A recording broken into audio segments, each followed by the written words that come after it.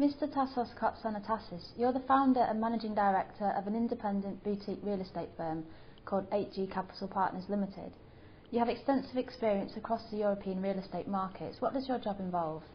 8G Capital Partners is involved in two main lines of business. One is advisory, whereby we advise funds, private high net worth individuals and property companies as regards their property investments, and the other is private equity, whereby we originate, structure and close deals with in joint venture with funds in London, whereby we take a principal position as well. What are the biggest challenges you're facing at the moment? Well, I think the biggest challenge is that there's just no visibility in the world out there. We've seen some growth over the last few months, but it's been anemic and largely jobless. We've seen lots of quantitative easing, and it's now clear that we'll need more of it, but no one quite knows how much and for how long. Interest rates have been helpfully quite low, but it's quite a certainty that they will need to rise in order to stay above inflationary pressures at sometime in the future, and that's another unknown. And I guess the biggest problem is banks.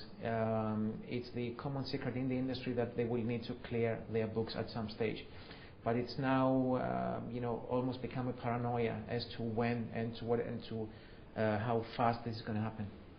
What sorts of opportunities are there out there at the moment, and whereabouts do you see them arising?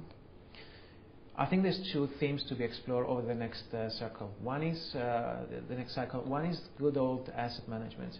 It's one of the fundamentals of property investment. It was largely forgotten over the golden years of cheap, low interest rates and cheap finance.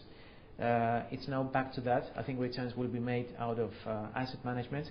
And the second thing is to provide the capital that's missing now that the banks are reducing their loan books and loan to values are coming down. This could mean two things. One is debt.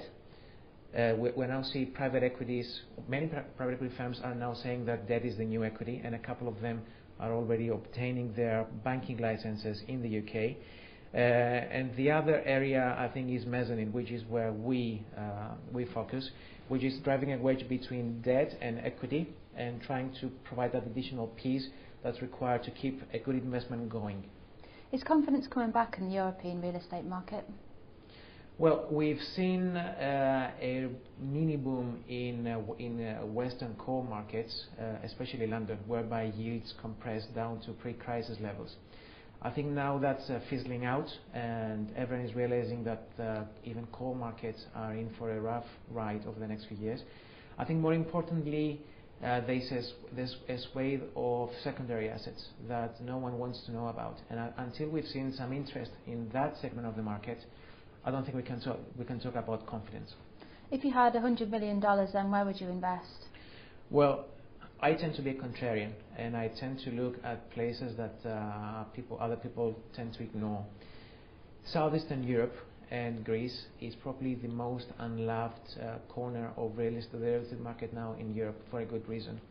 However, we do think that there's a number of opportunities there, not by acquiring the assets per se, but by implementing our mezzanine approach, whereby we provide capital to keep an asset going, see it through completion, marketing, and implement an accelerated exit. We do this in partnership with banks, whereby we help them to keep the loan alive, and together we keep the asset going and have an orderly exit.